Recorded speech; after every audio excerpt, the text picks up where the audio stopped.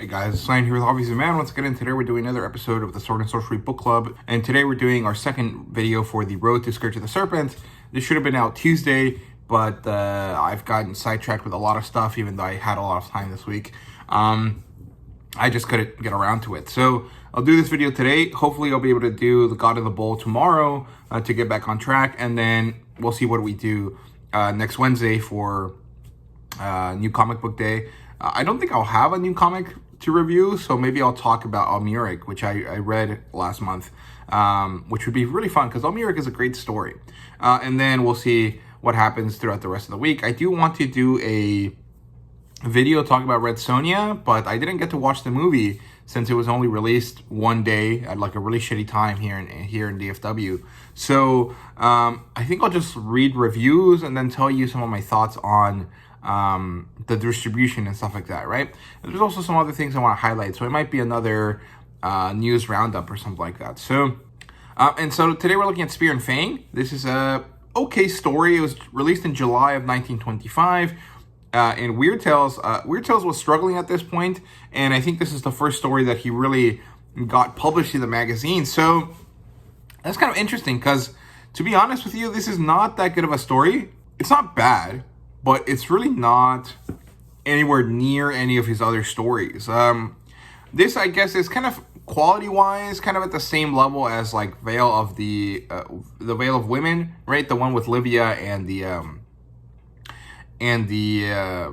bird ladies that show up at the end, right? It kind of has that same kind of vibe. It's a female character is the main protagonist, but she's talking about a male character, and then she ends up getting taken away by something else, right? It has that kind of vibe to it. And I wonder if, Robert E. Howard had lived longer than he did, would he have come back to the story and rewritten it or done something to it to make it better? Because I feel like it would have had legs. It would have been an interesting story to follow, multiple stories in a row. Like this character, Aya and Ganor, would have been interesting because it wouldn't have been the type of story that Conan would have done, and it's definitely not in line with like the more standard Robert E. Howard works. This would have been a bit different, and I think that would have been really cool. However, if you like this story, there are some other stories that you could kind of read online that you might enjoy. So there's this manga called Grashros, Grashros, which is kind of similar. It follows a Cro-Magnon man, young boy, as he goes through these trials and tribulations, and it might be similar to this. So if you like this story, you might want to go check that out. It's not available in English like through a publisher. You're gonna have to find it online, like via scans, but it might appeal to you, so I recommend you guys give it a go. So this story basically is a battle between a Neanderthal and a Cro-Magnon man, and the Neanderthals function as the de-evolved human species that Robert E. Howard tends to like having. This is like an ape-man kind of situation, right? And the Cro-Magnon man is a proper, modern man. He's 6 feet tall, he's smart, he's intelligent, he's moving through society, developing himself into something akin to what civilization will turn out to be. And it's not a Hyborian Age story, it's not a Therian Age story. This is definitely like post-Hyboria, post-Cataclysm. This is like modern day real life history kind of stuff, right? He's setting a fictional tale in a potentially realistic setting, right? If that makes sense. Of course, with the information we had in the 1920s about Neanderthals and stuff, which depicted them as cavemen, when in reality they were just as modern as the Homo sapiens that they interacted with, right? So it opens up with this young woman whose name is A-Aea. So I'm gonna say that as Aea. If you have a different pronunciation for it, go for it. That's how I'm going to read it. So she's spying on this young man called Ganor, G-A-N-O-R. And he is someone that isn't your average warrior character. He's a painter. He is the one that's scribing the beautiful cave paintings that we see today, right? He was drawing a mammoth in this moment. And Aya is very much in love with him. She is a bit of a troublemaker. She is supposed to be a woman that follows the traditions of all the other women in her town or her village or whatever tribe. But if she did that, she would never get Ganor's attention. And she still hasn't, but she wants to learn about him. She wants to, find a way to get him to like her. And so what she does is she spies on him. And she does something that feels kind of, what's it called? Like, empowering in some way. Like, she goes out of her way to get away from the traditions of her tribe in order to get what she wants, right? Very progressive to an extent. It also has that kind of like spirited woman kind of aspect that Robert E. Howard seemed to really like, right? Like Bellet and Valeria and all of his more important female characters have this like spunk to them, this kind of like, I'm gonna do whatever the fuck I want. It doesn't matter that I'm a woman, that kind of vibe, right? Which is kind of funny because most people that read Conan are not into, having female characters like that show up, even though that's really what Robert E. Howard wrote. So I think it's kind of funny, but she does have that kind of vibe, right? Eventually she stops looking at Ganor and she decides to leave.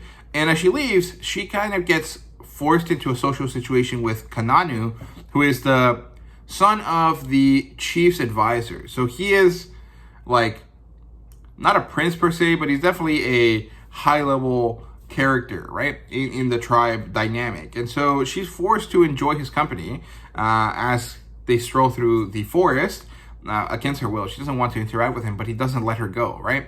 And as they're in the forest, he decides that it's over, that she will be his wife or his woman or whatever, and he's going to take her there.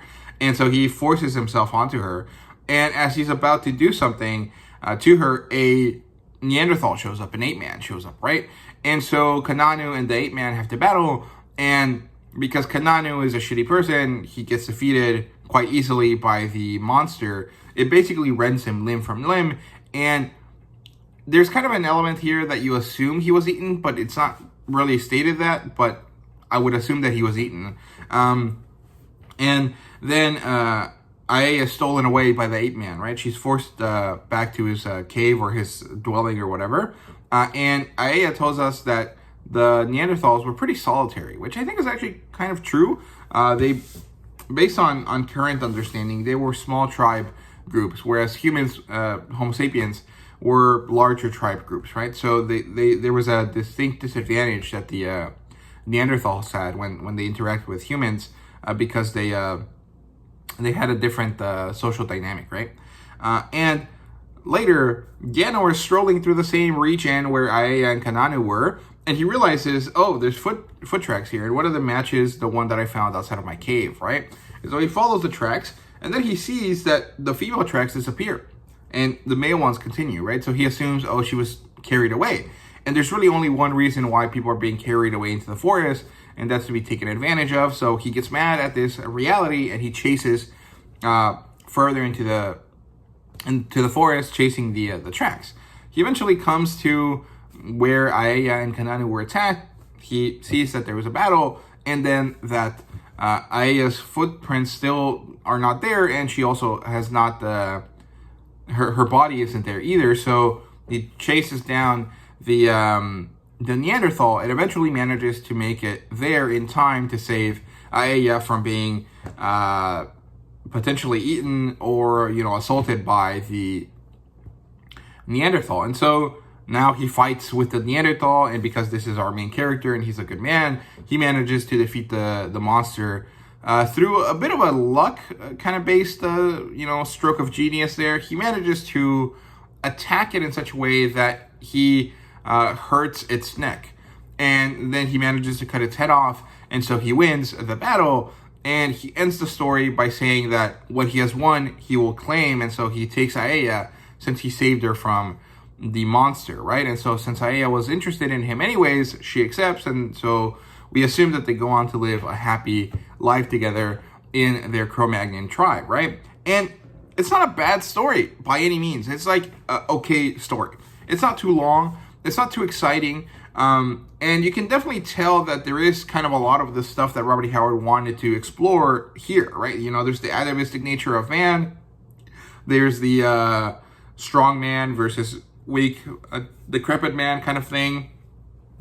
There's also this interesting kind of aspect of society that we see where he mentions that each of these different characters, Kananu, Aya, and Ganor, are experiencing moments of brilliance or moments of genius that will lead to like the sparking of civilization, which is kind of interesting because you would assume that Robert E. Howard would not write anything positive about civilization, but intelligence and our abilities to develop civilization are also reasons why we exist, right? So even though Robert E. Howard was well known to be someone that had like a nihilistic kind of view on society, you can assume that he also respected the fact that it was important to us, right? And so these characters, these Cro-Magnon characters, are too barbaric for his taste, but not so civilized that they're kind of bad, right? And so they're kind of in the cusp of becoming what he wants, which is like the Conan type characters, right?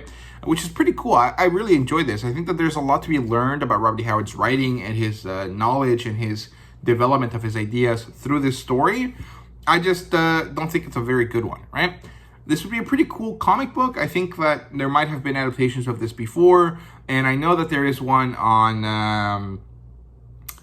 a website. I'll see if I can link it down below. I don't remember the name of the website, but I know that it's there. I met the guy that runs the magazine. I think it's Sword and Sorcery Quarterly. I think it's what it's called. But I'll leave a link to it down below, so you guys can read that if you're interested. It'll probably take you as long as reading the actual story, though, so, you know, your minds may vary there. But this was interesting. I don't necessarily think it was great, and I do recommend you guys read it. There's no collected edition of this, so you're going to have to read it on Project Gutenberg. I'll leave a link to it down below, and there really isn't too much else to say about this story. So, yeah, hope you guys enjoyed. Let me know what you think about this story if you've read it, and I'll see you guys hopefully tomorrow with a review of God in the Bowl. So, yeah, thank you guys very much for watching, and see you guys next time.